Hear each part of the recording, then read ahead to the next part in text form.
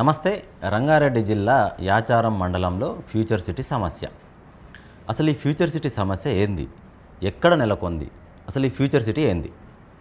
గత ప్రభుత్వం బీఆర్ఎస్ ఉన్నప్పుడు ఒకప్పుడు హైదరాబాద్ గ్రీన్ ఫార్మా సిటీ అని చెప్పేసి ఒక నామకరణం చేసి దాదాపుగా యాచారం, కడతాల్, కందుకూరు ఈ మండలాల పరిసర ప్రాంతాల్లో ఉన్నటువంటి కొన్ని గ్రామాల్లో భూసేకరణ చేసింది.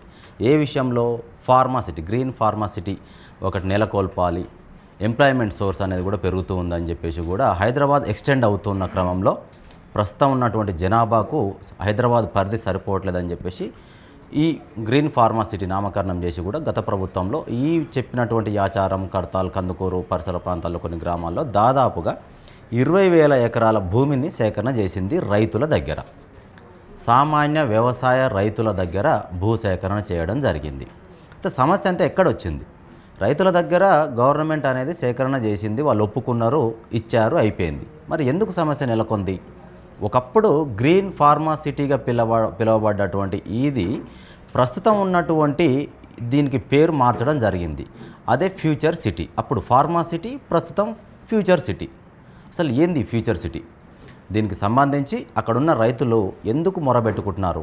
ఎందుకు హైకోర్టుని సంప్రదించాల్సిన పరిస్థితి వచ్చింది? అయితే గత ప్రభుత్వంలో అసైన్డ్ భూములు కావచ్చు, గవర్నమెంట్ నుంచి ఇచ్చినటువంటి భూములు కావచ్చు, అలాగే పట్టాదారులైనటువంటి పట్టా భూములు కూడా కావచ్చు, సేకరణ నిమిత్తం తీసుకున్న తర్వాత రైతులకు ప్రైవేట్ వాల్యూ ప్రకారం కాకుండా వాళ్ళకు గవర్నమెంట్ వాల్యూ ప్రకారం 1 ఎకరానికి దాదాపుగా 12 లక్షల వరకు కూడా వాళ్ళకు ఇవ్వడం జరుగుతుంది.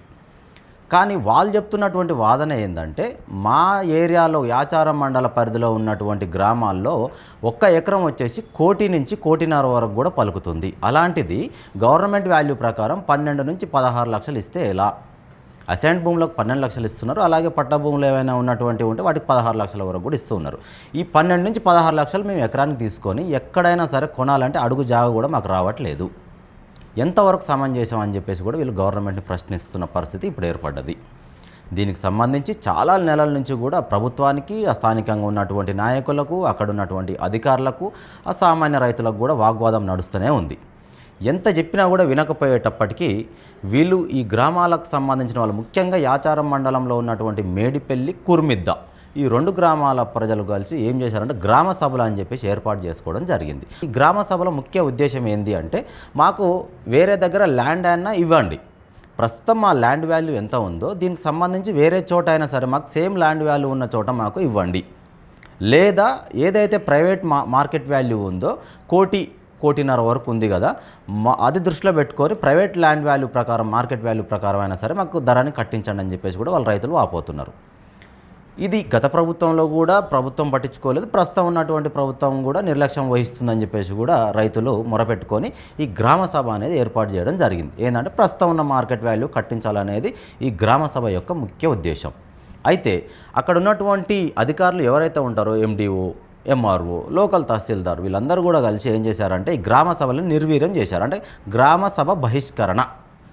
ఏ గ్రామాల్లో కూడా ఈ 20,000 ఎకరాలు ఎక్కడెక్కడైతే సేకరణ చేశారో ఆ ప్రాంతాల, మండలాలకు సంబంధించిన గ్రామాల్లో గ్రామ సభలు ఎట్టి పరిస్థితుల్లో కూడా సభ అనేది ఏర్పాటు చేసుకోకూడదు. అట్లాగా ఎవరైతే సభలు ఏర్పాటు చేసుకుంటారో అట్టి సభలను నిర్వీర్యం చేస్తాం, వాళ్ళని అరెస్ట్ చేస్తాం అని చెప్పేసి కూడా చాలా సందర్భాల్లో చుట్టుపక్కల ఉన్న మండలాలలో ఉన్నటువంటి గ్రామ ప్రజలను కూడా అరెస్ట్ చేసిన సందర్భం ఉంది. ఇవన్నీ చూసి తట్టుకోలేక కొంతమంది మహిళా కూలీలు కావచ్చు, ఆ గ్రామ ప్రజలందరూ కూడా కలిసి దాదాపుగా 100ల సంఖ్యలో హైకోర్టును ఆశ్రయించుకున్నారు. అసలు ఈ హైకోర్టులో వాళ్ళు చెప్పినటువంటి వాదన ఏంది? వాళ్ళు ఇచ్చినటువంటి పిటిషన్లో ఏముంది అసలు? అయితే గతంలో గ్రీన్ ఫార్మాసిటీగా నెలకొన్నటువంటి గత ప్రభుత్వం ఇచ్చినటువంటి దాంట్లో భూసేకరణ చేసుకున్నారు. మాకు ప్రైవేట్ వాల్యూ ప్రకారం, మాకు మార్కెట్ వాల్యూ ప్రకారం ధర ప్రకటించాలని చెప్పినప్పటికీ గత ప్రభుత్వం ఏం లేదు.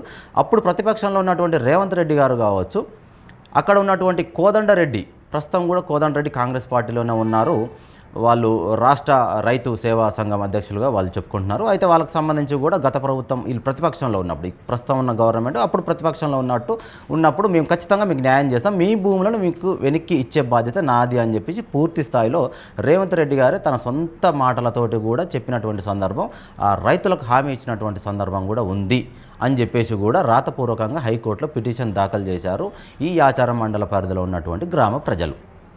ఇంతవరకు బాగానే ఉంది. కానీ ఇప్పుడు సమస్య ఎక్కడ మొదలైందంటే అలా చెప్పినటువంటి హామీ ఇచ్చినటువంటి ముఖ్యమంత్రి గారే ప్రస్తుతం ఉన్నటువంటి తమ ప్రభుత్వం ఏర్పాటైన తర్వాత ఈ 30 నెలల్లో కూడా ఆ ఫార్మాసిటీని కాస్త ఫ్యూచర్ సిటీగా పేరు మార్చి అక్కడ ఉన్నటువంటి అధికారులని అందులోకి వెళ్ళి వాళ్ళు ఏదైతే స్థానికంగా ఉన్నటువంటి రైతులు ఉంటారో వాళ్ళ భూములలో పంటను అనేది కొనసాగిస్తూ ఉన్నారు, సాగు చేసుకుంటూ ఉన్నారు. జొన్నలు, మొక్కలు, రకరకాల పంటలు సాగు చేస్తూ ఉన్నారు.